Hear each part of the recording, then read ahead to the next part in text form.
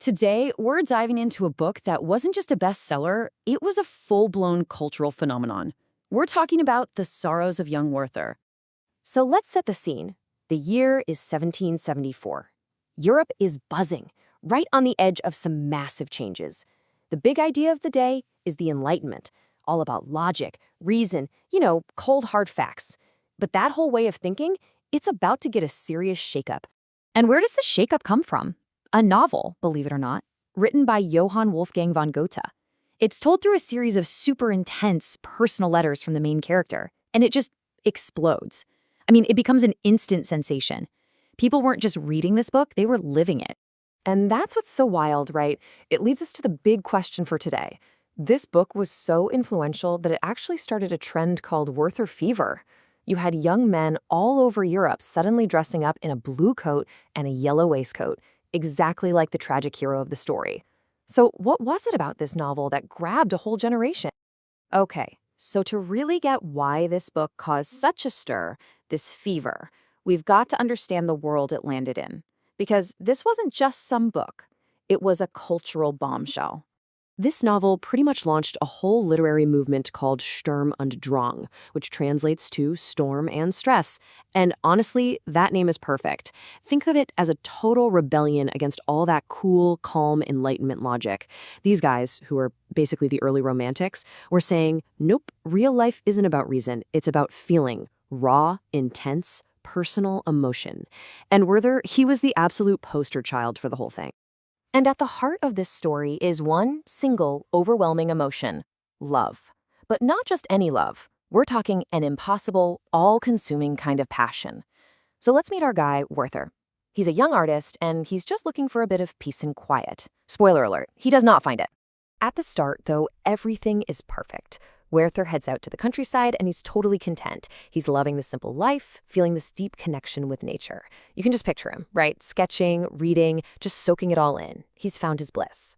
But of course, that's when everything changes. He goes to a local ball, and he meets a young woman named Lottie. And just like that, in an instant, his entire world is flipped upside down. All that peace and quiet he was enjoying, yeah, that's gone, replaced by something way, way more intense. He falls for her immediately, hard. It's this ecstatic, overwhelming feeling, but it's also completely doomed from the get-go. And why? Well, here's the massive catch. Lotte is already engaged. And this right here, this is the core conflict of the whole novel.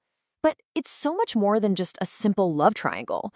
It's really a clash between two completely different ways of seeing the world. This really gets to the heart of it. You have Werther versus Albert. And it's not just about two guys, it's a collision of ideas. You've got Werther, the passionate artist who lives and breathes emotion. He is Sturm und Drang. And then you have Albert, Lot's fiancé. He's rational, he's stable, he's grounded. He's basically everything that society at the time valued. Albert represents the rules, and Werther represents the overwhelming feeling that wants to shatter those rules.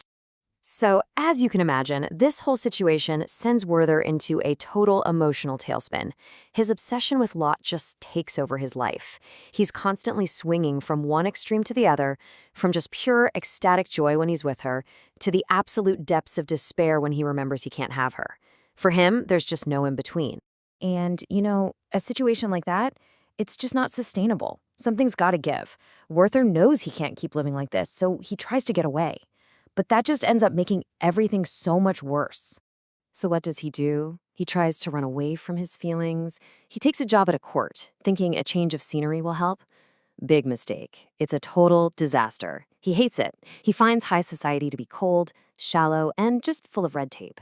So, totally frustrated, he quits and heads back, only to walk right into his worst nightmare. Lotte is now married to Albert. And for Werther, that's it. That's the point of no return. This is where his obsession really tips over into something dangerous. You can see his mental state just spiraling. He even starts to identify with this story he hears about a servant who actually murdered his rival in a love triangle. And that's a huge red flag, right? It shows us that his own thoughts are becoming irrational and destructive. At this point, he's completely convinced that his love is a tragedy. He thinks his very presence is just causing pain for everyone, especially Lotte. He decides there's only one possible way to end this story. He's going to take one final, drastic step. And the way he goes about it is just methodical. It's chilling. He writes a farewell letter to Latte, then he sends his servant over to Albert's house to borrow a pair of pistols, telling him they're for a journey he's about to take. And that night, sitting at his desk, Werther shoots himself. It's the ultimate tragic act.